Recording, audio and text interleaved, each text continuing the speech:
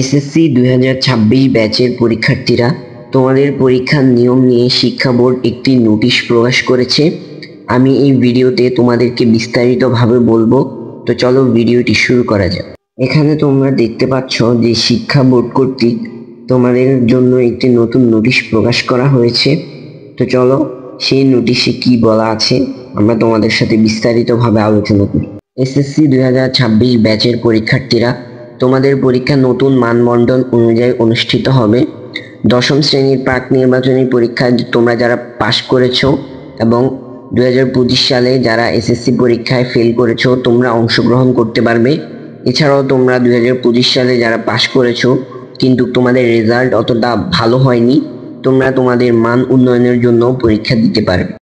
এই মুহূর্তে তোমরা স্ক্রিনে যে বিষয়গুলো দেখতে পাচ্ছ সেই বিষয়গুলোই তোমাদের নতুন নিয়মে পরীক্ষা হবে এবং শিক্ষা বোর্ড ইতিমধ্যেই তোমাদের প্রশ্নপত্র তৈরি করা শুরু করে দিয়েছে। এছাড়াও বাংলা দ্বিতীয়, ইংলিশ প্রথম এবং ইংলিশ দ্বিতীয় এগুলো তোমাদের আগের নিয়মে পরীক্ষা অনুষ্ঠিত হবে বলে জানিয়েছে শিক্ষা বোর্ড। দেখো শিক্ষার্থীরা, তোমাদের পরীক্ষা কবে অনুষ্ঠিত হবে? তোমাদের পরীক্ষা আগামী বছর ফেব্রুয়ারি মাসের প্রথম সপ্তাহে নেওয়ার কথা রয়েছে। তবে পবিত্র রমজান এবং নির্বাচনের কথা চিন্তা করে তোমাদের পরীক্ষা হয়তো পিছাতে পারে।